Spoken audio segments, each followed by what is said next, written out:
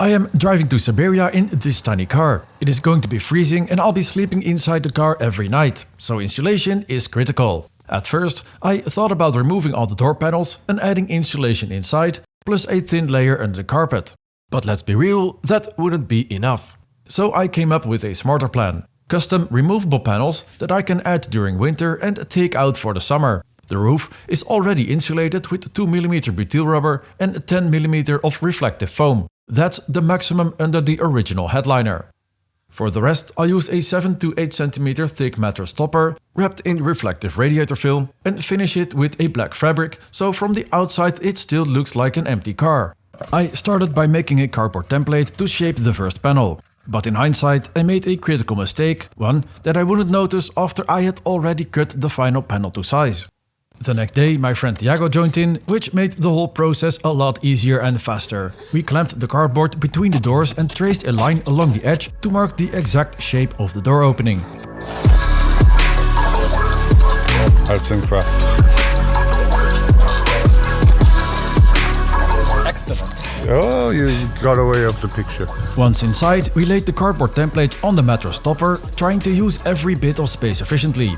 It actually felt like solving a giant puzzle. We went ahead and traced the cardboard outlines onto the mattress to prepare for cutting. But here is where we messed up. We had made a mistake in the templates themselves. And in hindsight, an obvious one too. But you'll see that in a minute once we start fitting it into the car. Then came the cutting part, and it turned out to be a lot trickier than expected. The material didn't cut cleanly at first, and we had to get a feel for it before it started to go smoothly. I had another topper downstairs in the basement, and looking back, we should have used that one instead. It was much lighter, same thickness, and since it's the trapped air that provides the insulation, the heavier foam didn't really offer any benefit. After cutting a few pieces to size, we started adding reflective radiator film to the mattress. But again, and in hindsight, we should have used the other topper. This one turned out to be too flimsy, and it already started showing with the smaller sections for the lower front doors. Once we move on to the larger panels, this flexibility will only make things worse.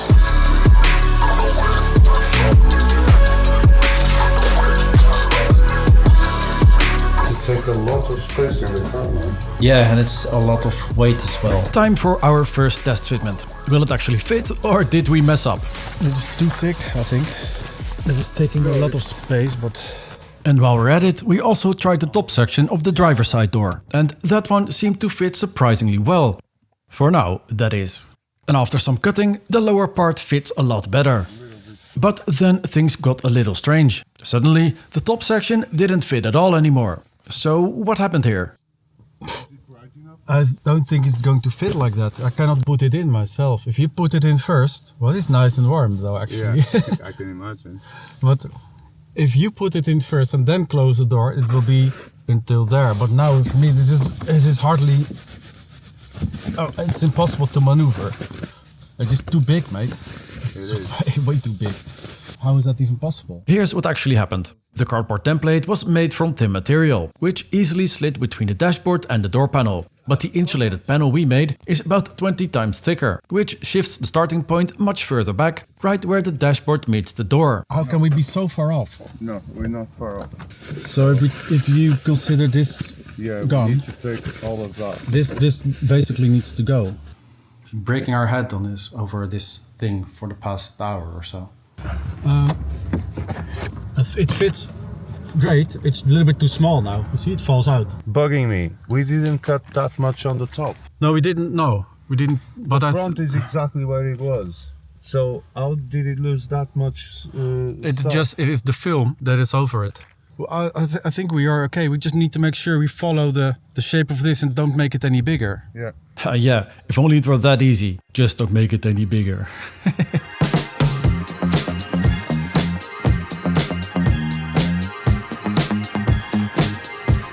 Oh no, it's too short. Oh my god.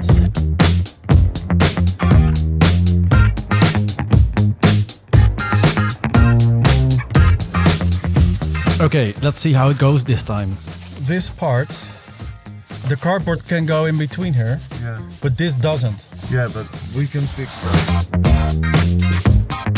Now that we knew what went wrong, we decided to leave that door panel for later and move on to the trunk panel instead. It's larger and much easier to handle with two people. We got it done in about 30 minutes and I have to say we're getting pretty good at this now. There's one thing we didn't account for, And that is, the lock. but it's not going that bad actually. No, it actually goes well. Actually, the lock is fine. Yeah. And we didn't account for the camera. Yeah, but the camera, I think, will go in because it's such a small thing that it might actually go in. Just close it and see how it goes. The camera is not even going to touch it. So you can push it back from the inside. It's still a bit flimsy, but once the black fabric is added to the outside, it'll feel a bit more rigid. I'm not planning to remove this panel daily during the Siberia expedition, it'll just stay there the whole trip. Plus, the mattress where I sleep on, together with other gear, will press against it, keeping it in place while driving. The next day, I made the remaining panels and by now it's really starting to take shape. Finally, looks like something solid is coming together.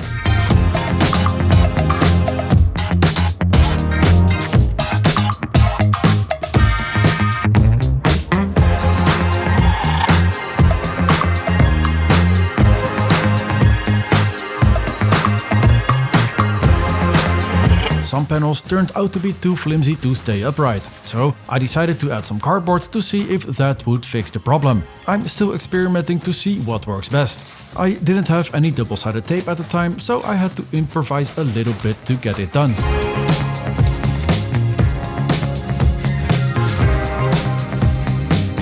It doesn't fit at all. I've decided to fit the panels directly inside the car and cut them to size on the spot. Why I didn't think of that earlier is a mystery to me.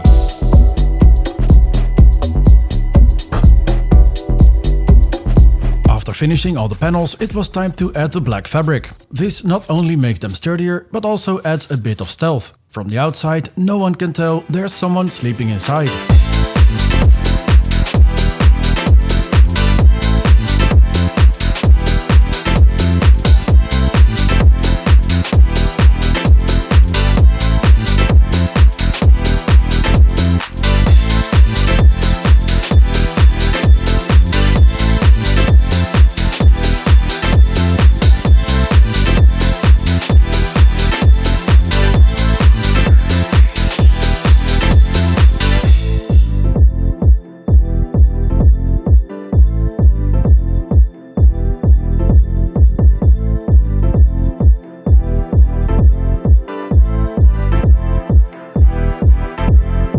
I still had to finish the front window and decided to make it from two separate pieces.